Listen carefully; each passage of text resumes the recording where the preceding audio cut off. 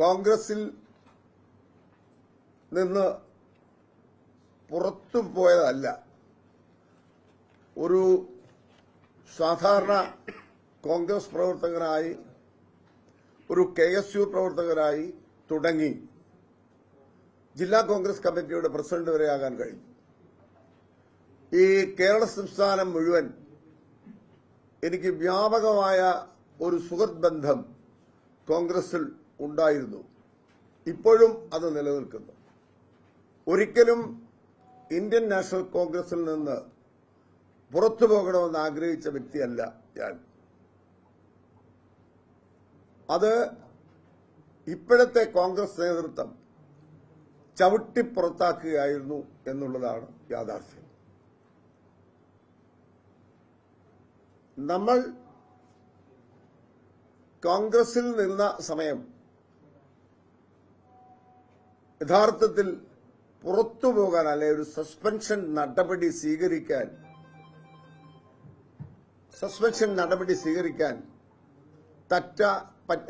തക്ക ഒരു തെറ്റ് എന്റെ ഭാഗത്തുനിന്നും ഉണ്ടായിട്ടില്ല.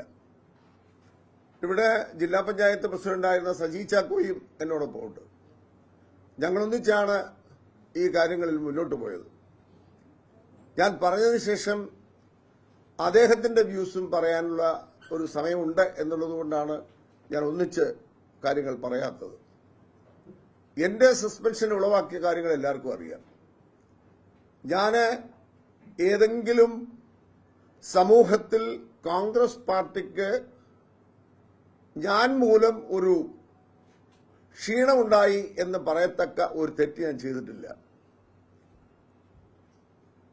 അങ്ങനെയുള്ള ഒരു സാഹചര്യത്തിൽ എന്നോട് വിശദീകരണം പോലും ചോദിക്കാതെയാണ് ഈ പാർട്ടി എന്നെ പുറത്താക്കിയത്. അതിന്റെ കാരണങ്ങളും നിങ്ങൾക്കറിയാം. ഞാൻ ഒരുപാട് ദീർഘിപ്പിച്ചു പോകാൻ ആഗ്രഹിക്കുന്നില്ല, കാരണം പല തവണ ഞാനിവിടെ പറഞ്ഞതാണ്. എങ്കിൽ പോലും പറയാം, ഞാൻ ചെയ്ത തെറ്റ് ശിവദാസൻ നായരും മോഹൻരാജും മുൻ പ്രസിഡന്റ് എന്ന രീതിയിൽ ബാബു ജോർജ് എന്ന ഞാനും ഒരു പുനഃസംഘടനാ സമിതിയിൽ പോവുകയും ആ പുനഃസംഘടനാ സമിതിയിൽ KPCCയുടെ ജനറൽ സെക്രട്ടറി ആയിരുന്ന പഴകുളം മധു ആലോചിച്ച് ഉറപ്പിച്ചു വന്ന് അതിൽ ആ മീറ്റിംഗിൽ സഭ്യമല്ലാത്ത വാക്കുകൾ ഉപയോഗിക്കുകയും അതിനെ തുടർന്നുണ്ടായ വാക്കുതർക്കത്തിൽ ഞങ്ങൾ എല്ലാവരും ബോയ്ക്കോട്ട് ചെയ്തു. അതിൽ മോഹൻരാജും ബോയ്ക്കോട്ട് ചെയ്തു, ശിവദാസൻ നായരും ബോയ്ക്കോട്ട് ചെയ്തു. ആ മാതൃഭൂമി ആണ് ആ വാർത്ത വെളിയിൽ കൊണ്ടുവന്നത്. അതിൽ ആ വാർത്ത കാണാത്ത ആരുമില്ല, കാരണം നിരന്തരമായി കേരളത്തിലെ മാധ്യമങ്ങൾ അത് കൊടുത്തുകൊണ്ടിരുന്നതാണ്. ആ മാധ്യമത്തിൽ ശിവദാസൻ നായരുടെ ബോഡി ലാംഗ്വേജ് നോക്കിയാൽ മനസ്സിലാവും എന്നേക്കാൾ ശുഭിതനായത് ശിവദാസൻ നായരാണ്. ഞാൻ കതവിൽ ചവിട്ടി എന്ന് പറയുന്നത് ശരിയാണ്. അത് ആ സമയത്തുണ്ടായ ഒരു വികാരം, അത് നമുക്കെല്ലാം ഉണ്ട്, നിങ്ങൾക്കായാലും എനിക്കായാലും ഉണ്ടാവും. ആ വികാരത്തിന്റെ പേരിൽ കതവിൽ ചവിട്ടി എന്ന് പറയുന്നത് ശരിയാണ്. പക്ഷേ എന്നോട് വിശദീകരണം പോലും ചോദിക്കാതെ KPCC പ്രസിഡന്റ് K. സുധാകരൻ എന്നെ സസ്പെൻഡ് ചെയ്തു. ഒരു വർഷമായി സസ്പെൻഷൻ, ഒരു വർഷം ഞങ്ങൾ കാത്തിരുന്നു. ആ സസ്പെൻഷന് ശേഷമുണ്ടായ സംഭവം, ഒരു തെറ്റും ചെയ്യാത്ത, ജീവിതത്തിൽ ഒരിക്കൽ പോലും ഒരു സാമ്പത്തിക ആരോപണത്തെ എന്റെ പേരിൽ ഉണ്ടാകാത്ത ഒരു രാഷ്ട്രീയ വ്യക്തിയാണ് ഞാൻ, രാഷ്ട്രീയ പ്രവർത്തകനാണ് ഞാൻ.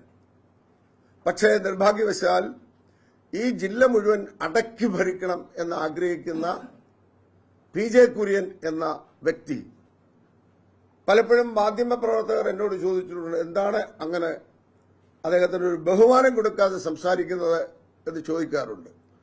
ബഹുമാനം ഇങ്ങോട്ടൊരിക്കലും തന്നിട്ടില്ലാത്തതുകൊണ്ട് തിരിച്ചൊരു ബഹുമാനം അദ്ദേഹത്തിന് കൊടുക്കാൻ ആഗ്രഹിക്കുന്നില്ല. അദ്ദേഹം ജില്ലാ കോൺഗ്രസ് കമ്മിറ്റിയിൽ വന്ന് അനാവശ്യമായ ആരോപണം KPCC അന്വേഷിച്ച് അതിൽ കുറ്റമില്ല എന്ന് കണ്ടുപിടിച്ച ഒരു ആരോപണം, ഒരു സാമ്പത്തിക ആരോപണം അവിടെ ഉന്നയിച്ചതിനെ തുടർന്നാണ് എനിക്ക് മാധ്യമപ്രവർത്തകരെ കാണാനുള്ള അവസരമുണ്ടായത്. ഇല്ലെങ്കിൽ ഒരിക്കലും സസ്പെൻഷന് ശേഷം അങ്ങനെ ഒരു അവസരത്തിന് ഞാൻ നോക്കി നിൽക്കുകയില്ലായിരുന്നു. പക്ഷേ ഇങ്ങനൊരു സന്ദർഭം ഉണ്ടായി. ആ സന്ദർഭത്തിൽ PJ കുര്യൻ ജില്ലാ കോൺഗ്രസ് കമ്മിറ്റി ഓഫീസിൽ നടത്തിയ പ്രസംഗം എനിക്കും എന്റെ കുടുംബത്തിനും വലിയ മാനഹാനി ഉണ്ടാക്കി. കാരണം ജീവിതത്തിൽ ഒരിക്കൽ പോലും രാഷ്ട്രീയം കൊണ്ട് ഉപജീവനം നടത്തുന്ന ഒരു വ്യക്തിയല്ല ഞാൻ. MLA-യും MP ഒന്നും ആകാൻ കഴിഞ്ഞില്ലെങ്കിൽ പോലും നിസ്വാർത്ഥമായ രാഷ്ട്രീയ പ്രവർത്തനം 52 വർഷം കഴിഞ്ഞു. കേരളത്തിലെ കോൺഗ്രസ് നേതാക്കന്മാർക്ക് മുഴുവൻ അറിയാം. അതുകൊണ്ടാണ് കേരളത്തിലെ കോൺഗ്രസ് നേതാക്കന്മാർ ഞാൻ ഏറ്റവും കൂടുതൽ താല്പര്യത്തോടുകൂടി പറയാൻ കഴിയുന്നത് ബെന്നി ബെഹനാൻ MP, അതുപോലെ MM Hassan UDF convener, KC Joseph മുൻ മന്ത്രി. ഈ 3 പേർ നിരന്തരമായി രാഹുൽ ജിയുടെ സാന്നിധ്യത്തിൽ പോലും ബാബു ജോർജിനെയും സജി ചാക്കോയെയും തിരിച്ചെടുക്കണം എന്നാവശ്യപ്പെട്ടു. പാലക്കാട് നടന്ന ചിന്തൻ ശിബിരത്തിൽ ആവശ്യപ്പെട്ടു. KPCC എക്സിക്യൂട്ടീവിൽ ആവശ്യപ്പെട്ടു. അതുപോലെ പല വേദികളിൽ ആവശ്യപ്പെട്ടു. രാഷ്ട്രീയകാര്യ സമിതിയിൽ ആവശ്യപ്പെട്ടു. അവിടെയെല്ലാം കേരളത്തിലെ കോൺഗ്രസ് നേതാക്കന്മാർ നിങ്ങൾ കാണിക്കുന്നത് ശരിയല്ല, പോന്നവർ പോകട്ടെ എന്ന സമീപനം തെറ്റാണ് എന്ന് പറഞ്ഞു. പക്ഷെ നിർഭാഗ്യവശാൽ ഒരു ലോബി, KPCC ഓഫീസിൽ ഇപ്പം പ്രവർത്തിക്കുന്ന ഒരു ലോബി എതിര് പറയുന്നവരെ പുറത്താക്കും, അവരെ ഇല്ലാതാക്കും എന്ന സമീപനം സ്വീകരിച്ചു. അതിന് നേതൃത്വം കൊടുക്കുന്നത് കേരളത്തിലെ KPCC പ്രസിഡന്റാണ്, യാതൊരു സംശയവും വേണ്ട.